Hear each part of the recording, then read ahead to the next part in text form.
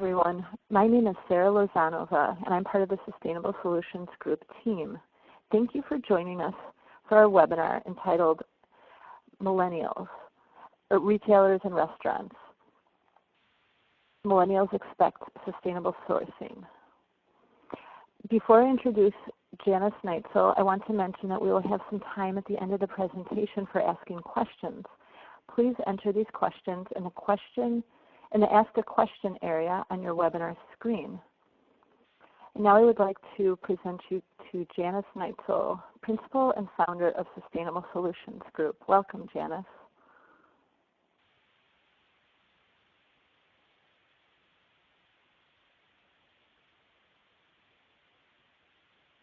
Are you there, Janice?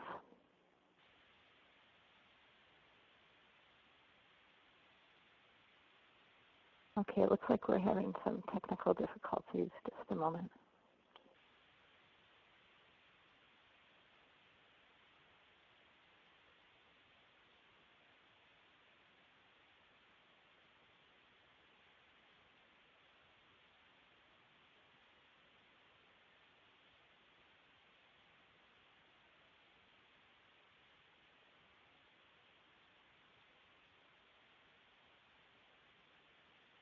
Are you there, Janice?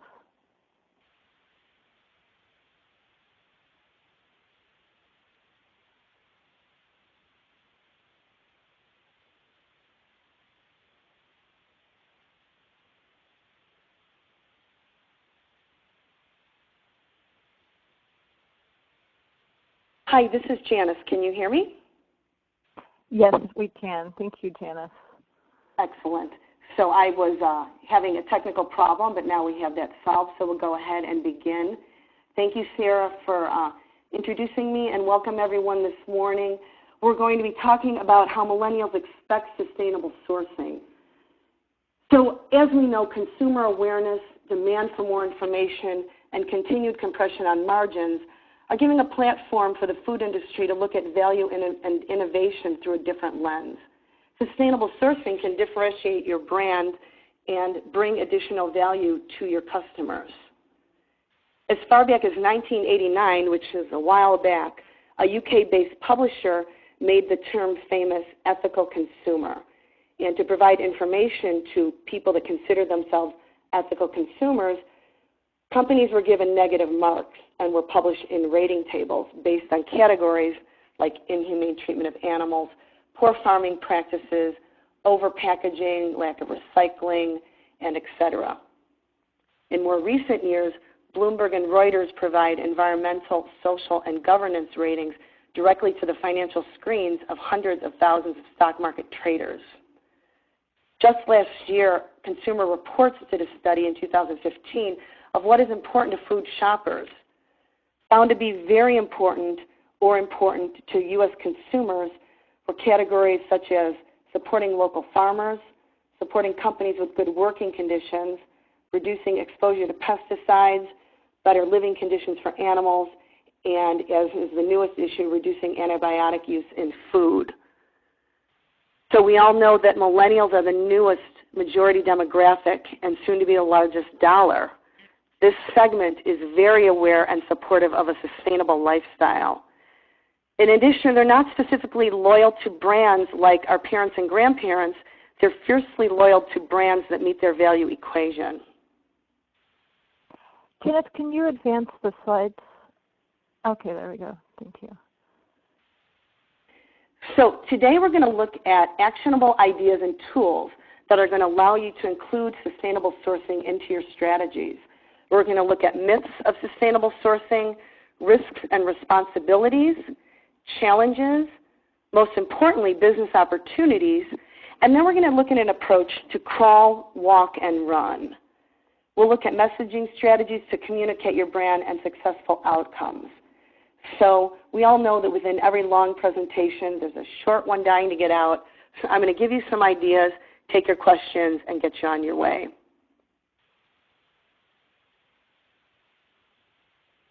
Let's look at the myths. So there's a myth that you have to spend a lot of money for sustainable sourcing, that you need to have a complete sustainability team, and you need a comprehensive approach, or the fear is drawing ire of NGO activists. But the reality to be shown is this. Sustainable sourcing may not drive down costs, and you do need a team to have your same sustainable sourcing goals. But taking steps to sustainable sourcing is receiving praise from NGO activists, and it will strengthen your brand to build a sustainably savvy millennial customer base.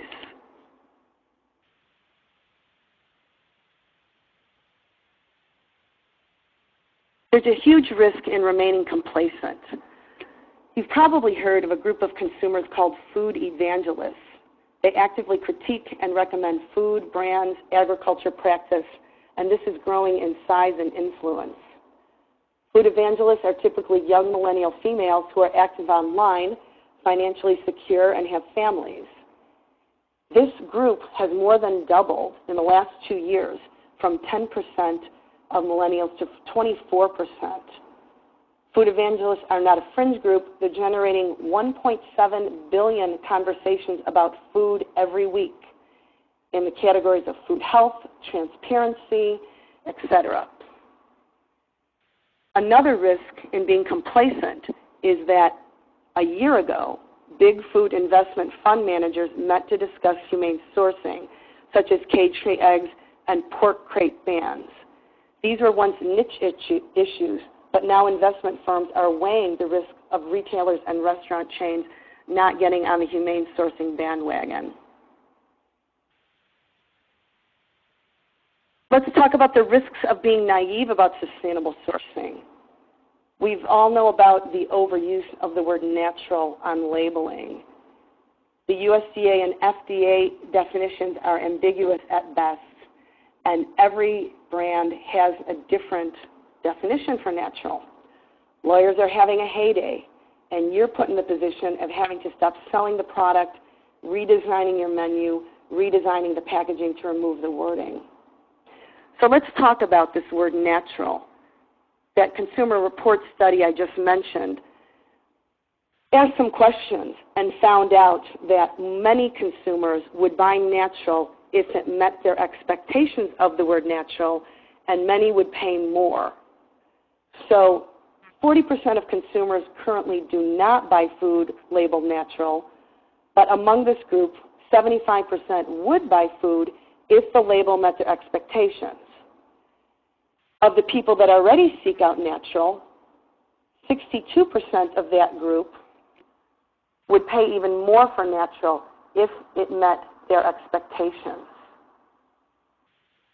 What we want to look for are certifications that we can use if we use the word natural, and a very clean and audited definition. Besides greenwashing coming up, there's a newer term called humane washing. There's lawsuits challenging happy cows, humanely raised, pictures of idyllic farms. Animal advocacy groups are mobilizing members and challenging claims through campaigns and lawsuits, saying that the USDA's definitions are vague and non-existent and only requires little or no supporting evidence. So it is being shown that brands are losing lawsuits challenging humanely raised, but lawsuits are being won when there are audited certifications with measured criteria being shown. So having said that, the Hartman Group did a transparency report in 2015, and it cited livestock animal welfare as a growing concern, with consumers asking, are animals raised humanely and in a natural environment?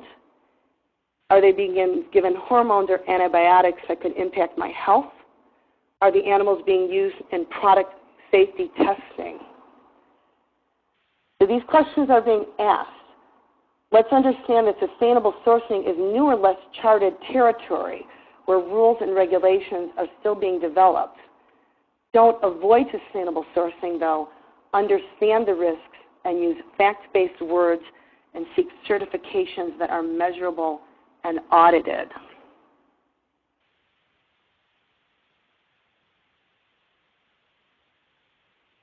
So let's talk about challenges. I like to use this graphic as a stool because it represents the importance and interconnectivity of each component. The strategy won't work if each leg is not holding its own weight. Let's talk about an approachable strategy. What are you trying to answer in sustainable sourcing strategy? Are you responding to current consumer demand, new competition, or the opportunity to attract millennials? Do you have organizational support? How will this fit into your current brand architecture? Does it fit within an existing brand or better positioned with the development of a new brand or tier? You want to ensure your department goals are aligned, your animal welfare positions, packaging and menu looks and messaging, ingredient do's and don'ts. So in order to do this, you want to create a team that will act as brand stewards. And a lot of times, those are the people that are really interested in seeing this happen. Let's talk about your sustainable strategy being believable. Millennials are very informed, savvy, and skeptical. The internet, as we know, is arming millennials with the tools to better educate themselves and validate the information that is being communicated to them. Whatever you put on the packaging or menu, ensure that it is fact-based, certified, and continuously validated. Is your sustainable sourcing strategy doable? Does each key stakeholder understand their role? You want to make sure that store associates and customer-facing staff are involved in this because they're the consumer's first and last experience in your store or venue. You need to look at the supply chain for ingredient availability. You need to look at regulatory and legislative requirements. Have you educated yourself on the best way to communicate the brand and the benefits?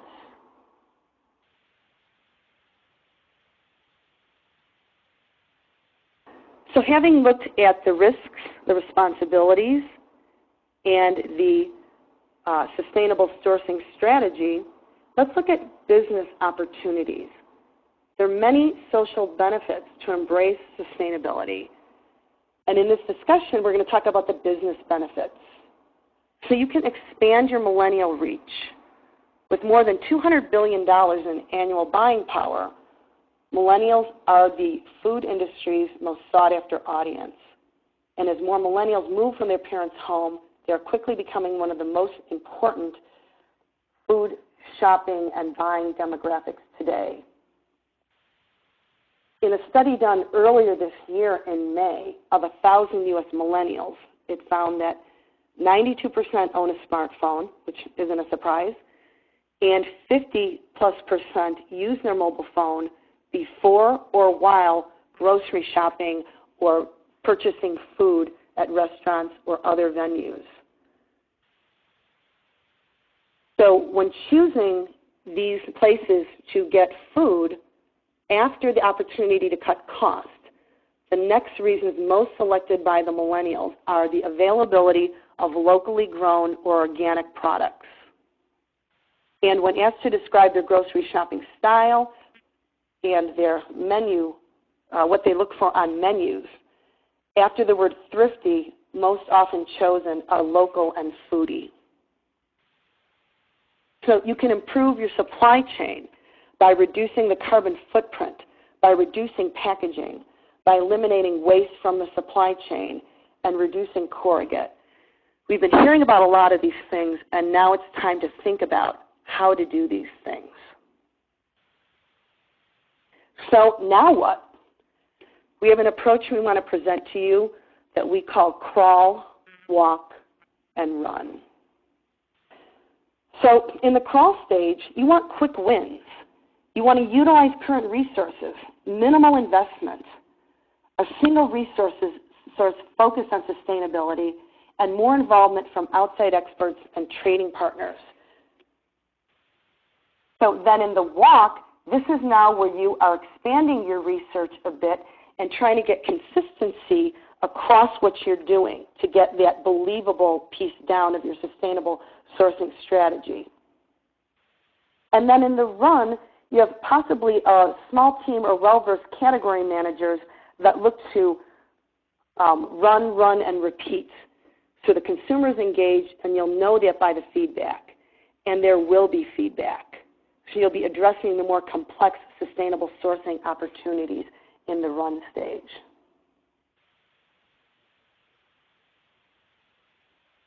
So let's look at the crawl. We want quick wins. You can include recycling instructions on packaging. The fact is that the U.S. makes up 5% of the world population and creates 27% of the world's garbage, unfortunately. So you want to stay relevant to your current customers while appealing to sustainably savvy millennials. Look at it from the customer's point of view. Be clear in recycling instructions. Packaging is expensive, so plan to do this when you're updating packaging or when you are ordering more. Support your local recycling collection efforts. Get involved in your organization's effort. Partner with local waste management companies with recycling programs. Make sure the products go there and support the collection efforts. Work with manufacturers to divert. Overrun, short code, damaged products can go to organizations that feed the hungry. Leftover food for the day in restaurants. You can create programs where they go to shelters on a daily basis, and then your consumers are getting fresh food, and you can use that as a branding opportunity. So let's talk about donating that food. 40% of all food in the U.S. is ending up in a landfill. You don't need to be shy about this. There's legislation in place which offers protection if you choose to donate it. It's called the Bill Emerson Good Samaritan Act. There are tax benefits. How about meat donations? Well, a recent USDA change now allows donation of meat. Food banks are required to follow the same safe handling protocols for their clients that are followed. And food banks will take that, though, take your donations and relabel it. If you have unlabeled allergens or missing ingredients, they can easily take that and relabel it. This can apply to larger quantities of products that have to be packed into smaller quantities to be distributed as well. So other things you can do in the crawl. Start requesting audit results for animal proteins. As we've been discussing in sustainable sourcing, certifications and auditing is key. Suppliers are likely having third-party audits at the processing plants for animal welfare and food safety. You're probably getting the food safety ones already, so request the animal welfare ones. They may or may not be doing on-farm animal welfare audits. Those are more difficult to get. But you want to start developing a process for audit compliance review, communicating to your suppliers, and following up on any corrective actions. Another thing you can do is actively seek supplier diversity. Manufacturer diversity can be part of your socially responsible, sustainable sourcing platform. Minority-owned or women-owned manufacturers, you can buy a single product. It doesn't require you to do anything more than awarding the business. So that was the crawl. Let's talk about the walk. In the walk stage, who doesn't want to feel like they want to get more for their money? We're going to talk about the and factor, how you can have sustainable sourcing to create the and factor with your brand. Maybe you have omega-3 eggs and now make them cage-free. No antibiotics and now grass-fed. Consumers are exploring healthy alternatives with rising obesity and growing cases of childhood diabetes. In your brands of ketchup, peanut butter, and sweetened with sustainably sourced natural sugar.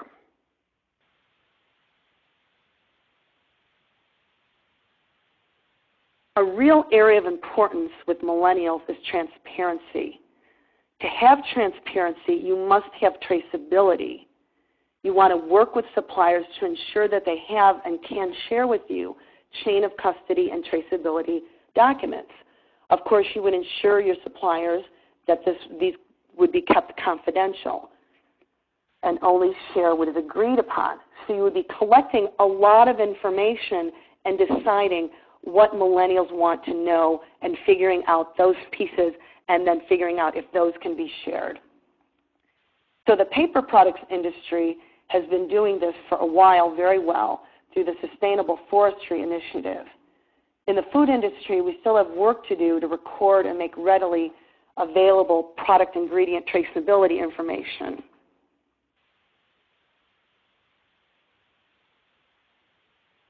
So, you're bringing together your brand stewards on a regular basis during the walk phase to ensure that your brand strategy is being met and measured. You want to make sure the customers have the same experience in your store or in your venue and what they're looking at on your menus, and ensure they don't get confused. This is key. Sustainably savvy millennials finding criteria in one area of the store, in one part of your venue, or one part of your brand will be expecting similar or at least equivalent criteria to be met for across that brand. If you already have a natural organic brand, it's an easy way to test consumer acceptance of more sustainably sourced products. You can begin offering fair trade coffee, sustainably sourced paper products, cage-free eggs. You can replace palm oil in your recipes, use sustainable palm oil. You can source fair trade cocoa. You can reduce chemicals of concern, things that are being done already, BPA from cans and plastics. We're hearing now about removing artificial dyes, getting that cleaner label. If you're concerned about pricing of more expensive sustainable ingredients, Jason Lusk, who is a food and agriculture economist, has published research in the Journal of Environmental Economics and Management showing that across 3 U.S. locations, Chicago, Dallas, and Wilmington, North Carolina, people on average are willing to pay close to $1 more for a dozen eggs for hens that are raised in an aviary pasture system versus a cage system, and are willing to pay $2 more for pork chops raised in a pasture system as opposed to a crate system.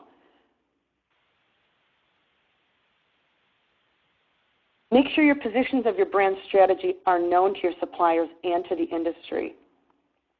Sometimes lack of supply chain ingredients does not allow you to put a policy in place for what you'd like to source. For example, you might want cage-free eggs and responsibly sourced palm oil as ingredients, but you can't get 100% of that right now. You want to make sure you have discussions with your suppliers that they understand your position and that will increase the availability of this sustainable supply over time. You want to tell your supplier you'll use the sustainably sourced ingredients whenever they have them available. Remember, your suppliers need committed demand. For example, to convert to cage-free eggs, a supplier needs to convert a whole barn from cages to cage-free, and the supplier needs to make sure they have committed demand.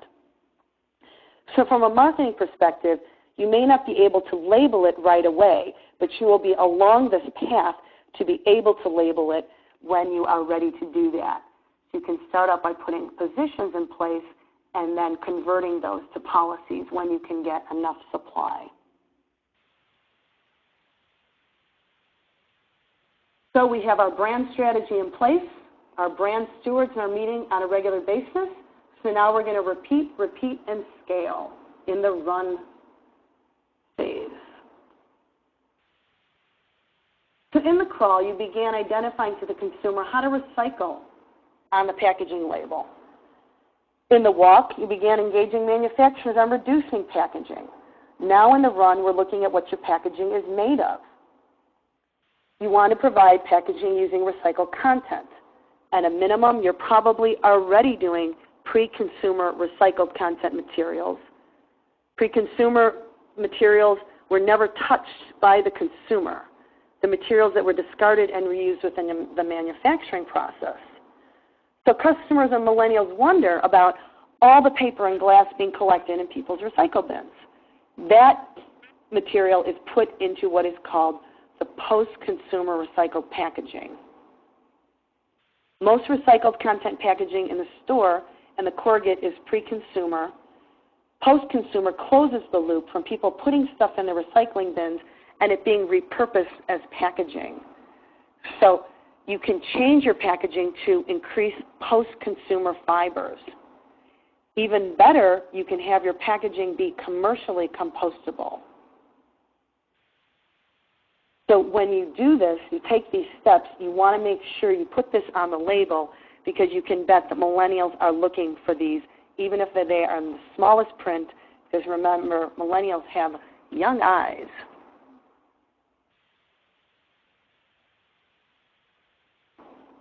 So now we've been collecting processing plant animal welfare audits and requiring corrective actions for any deficiencies in the crawl phase. You've informed your animal protein suppliers of your positions. You'll be requiring certain animal welfare criteria in the walk. Now to run, you'll want to create animal protein specifications with animal welfare requirements. You may decide you want animal proteins in your sustainably sourced product line to be on-farm animal welfare certified. We talked earlier that the processing plants are likely doing third-party audited at slaughter, but on-farm conditions may not be audited. So you want to make sure you're getting animal proteins where there are on-farm audits being done that are traceable and auditable. Some of these, as we know, are certified organic. But for some animal proteins, millennials are looking for higher animal welfare than what is required in USDA organic. So there's additional certification programs available. There is American grass-fed certified beef. You may want your brand's eggs to be 100% certified humane, cage-free. You may want your brand's pork to be Global Animal Partnership step-rated to ensure crates are not being used, and to encourage producers to move through the steps to improve living conditions.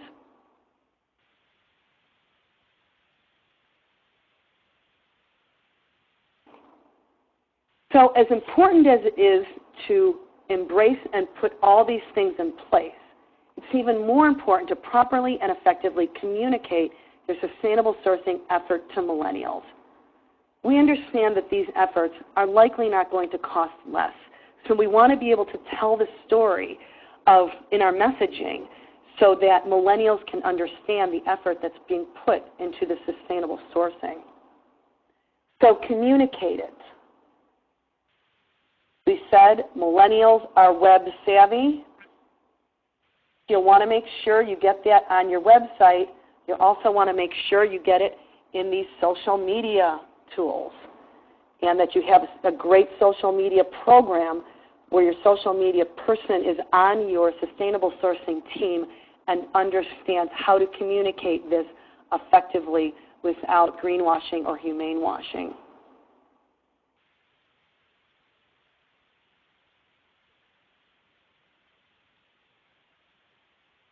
So let's look at a case study with a successful outcome.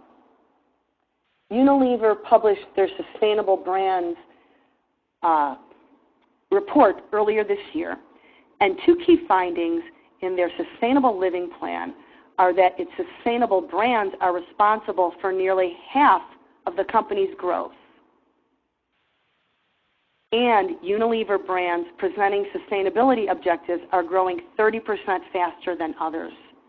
These are really key findings that show us that sustainable sourcing is no longer a niche issue. Their study found that 54% of their consumers want to buy more sustainably, and consumers want it all. They want high-performing products, they want the right price, and they want a purpose they can connect with. Unilever's CEO has said business can play a leadership role in disrupting markets in support of sustainable living, and they will be rewarded by consumers and millennials who are seeking responsibility and meaning, as well as high-quality products at the right price. There's no trade-off between business and sustainability in creating real value for Unilever. So some of the services that we provide are in helping you set and fine-tune animal welfare and antibiotics policy. We also help in responsible sourcing strategic planning to help you look at your sustainable sourcing team to facilitate what you want your plan to look like. We provide an annual meat, dairy, and egg sourcing assessment where we confidentially survey your suppliers to find out criteria so that you know what you're getting and you can see if there's improvement from year to year and how you can use the marketing on your packaging and menus. We do pre-crisis planning and audit evaluation. We look at these processing plant and on-farm audits and do a third-party evaluation for you to make sure the corrective actions are being taken so that it would minimize the impact that would happen if you are pulled into an NGO campaign. So we're already looking at what your suppliers are doing from an animal protein perspective, and we can do pre-crisis planning. We also specialize in group facilitation and executive coaching on these animal welfare and antibiotic issues for meat, dairy, and egg sourcing. Our clients are at different levels. Some clients are business as usual and want to move to be a fast follower. Some want to move from being business as usual to being a leader, or they've been a fast follower and they want to be a leader. A leader is doing improvements for different parts of the sustainable sourcing strategy, but then you get to the innovator where the innovator is approaching all opportunities. So whether you're the innovator where you want to be the company or brand approaching all opportunities to grab that millennial sustainable sourcing business opportunity, or if you're at the leader position where you are grabbing opportunities where you can, or you are the fast follower to make sure you're in parity with your competitors, we discuss with you where you want to be and advise and develop policies and programs at that level that you are. Here's some of our team. We have Dr. Temple Grandin as a primary advisor. We also have Dr. Wendy Fullrider, who studied under Dr. Temple Grandin and worked for Organic Valley and the Global Animal Partnership 5-step program used by Whole Foods and others. We have a certified nutritionist, and Sarah, who is on the webinar with us, does research and data analysis and corporate communications for us.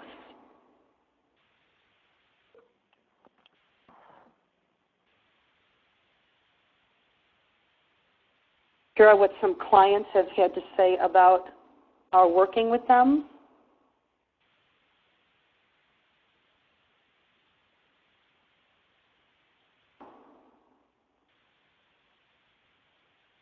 And now we'd like to take your questions. Janice, thanks for the great presentation. As Janice said, we're going to take questions now. So if you would like to ask a question, just enter it in the upper left-hand corner of your webinar screen. On the you just click the Ask a Question button. We have some. I'm going to start out with some questions that were emailed to me. The first question is regarding pain management. And it says pain treatment is a new issue for livestock. Is this something I should be concerned about? Yes. So in all farming today, there are procedures that are done that do cause pain, and the best producers will do them at a young age and very quickly to reduce pain. So they will make sure that the staff are trained, that the procedures are overseen by a veterinarian, and minimize the pain experienced. However, there are always videos that appear on social media where these things have not happened. So for instance, when piglets are born, larger producers will typically cut the teeth, cut the tail, and castrate the male piglets. And they do this so that to reduce the infighting of the piglets as they're growing. So you want to make sure your suppliers are using pain management and have a veterinarian overseeing it, as well as trained employees. And the veterinarian overseeing it can be done differently for smaller farms versus larger farms. The veterinarians can train the employees. So that is considered being overseen. But for instance, there is now a vaccine for piglet castration so that piglets do not have to be castrated. This vaccine can be used instead. And then that video would not appear on social media of the piglets being castrated, and then consumers and millennials don't know what is happening. They just see the little piglet squealing momentarily. So there are opportunities. There's always new technology being developed. However, the suppliers are weighing the additional cost versus the employee doing the procedure as it's always been done. So those are things that retailers and restaurant and food service companies want to look at, are things like that. Are our suppliers using the newest technologies that are going to minimize my risk in buying the animal proteins from them? Thank you, Janice. The next question we have, it says, my organization doesn't know much about these issues. How do we shift the corporate culture to address sustainability? So one way to do it is to start out with the crawl, like we discussed, and whoever is the champion, and hopefully it's someone in a sustainability or an environmental department in your organization. If not, we want to start out by doing some RFIs of your suppliers, what they are offering to you, so that you can do a benchmark of where you are to understand where you want to get. So with that, the RFI is a good way to get a lot of information. You have the trust relationship with your suppliers, and we make sure the suppliers know that all this information is being kept confidential. And it can be done fairly easily, getting the department on board that is going to send out the RFI, where that relationship stands, is the most difficult thing to do. And we at Sustainable Solutions Group have information and webinars like this available to help educate. So this is a public webinar, but we can do webinars in your organization to help build the awareness of these issues. Okay, great. The next question, it says we can't just start we can't start sourcing all organic or certified sustainable products. So what can we do? Yes, so again with that, it's getting the people together that have an interest in this and that can see the cornucopia of business opportunities available in doing this. Newer work like this doesn't always start exactly where you think it's going to be. It can, here's a pun, start organically, start more organically. So the people that are champions, you can form a team to get together to brainstorm how to go about doing this. And that's why the crawl stage is so important, because you're not going to run right away. You want to do the crawl where you can find the low-hanging fruit and find the efforts that aren't going to cost that much money. That's why I brought up the RFI, because that's a fact-gathering stage. And then you can make decisions based on that with your team that you are growing by providing more information of how important these opportunities are if they're going to be missed. Okay, great. Then we have a question about slow growth chicken. I've heard recently of slow growth chicken. Can you tell me more about it? Yes. So we know about the cage-free egg initiative. A lot of companies have committed now, a lot of food companies, I think it's 60 plus, have committed to cage-free hens for eggs.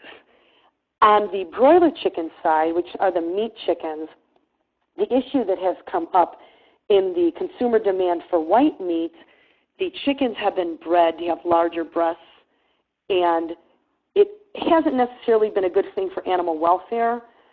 So these chickens are growing faster and getting bigger.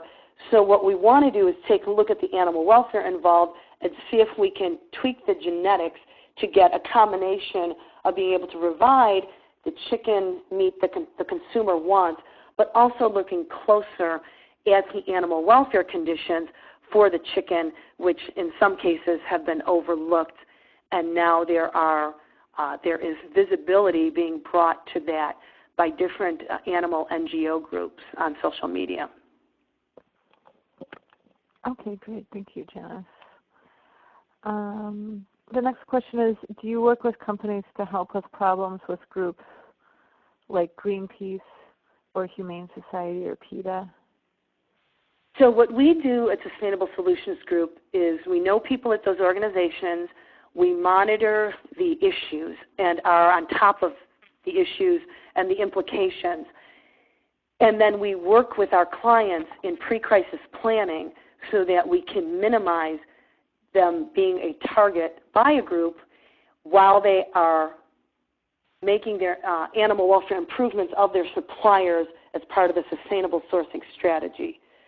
So we request the third-party audits from suppliers, keep those confidential, monitor those so our clients, retailers, restaurant, and food service groups can understand what's happening in their supply chain and if there is a risk of being targeted. If they are targeted, we work very quickly because we've already been collecting the information and have been very successful in getting food companies' names taken off videos and social media campaigns. Okay, thank you, Janice. The next question is, do we know that consumers are willing to pay more for sustainable products just based on studies? If you want, I could take a stab at this one. Yeah, why don't you go ahead? I think this brings up a good point because some of the studies are hypothetical. They're not actually based on shoppers in stores. A lot of them are more studies saying, will you pay 20% more if you know it's a sustainably sourced product? So I think some of that data is questionable, and I can see why there might be doubt around it. So I think one of the best ways to get a sense of whether or not consumers are willing to pay more for sustainable products is to take real-world examples. Like, for example, the U.S. Organic industry has grows every year. It reached a new level in 2015 at $43 billion, and it continued that growth through the economic downturn. But also one thing that the organic industry has going for it is a set of specific criteria, and it's trusted. So I think that gets back to some of the things, Janice, that you were talking about with, like earning trust in the eyes of the consumer. So just having natural on a food label might not be enough, but if it's, if a product contains, for example, cage-free eggs and it says that on the label, that those kinds of things can really help earn trust from consumers. Yeah, I agree. Okay, great. And then, Janice, are you able to view the rest of the questions in the asked by participants? I'm having a technical difficulty.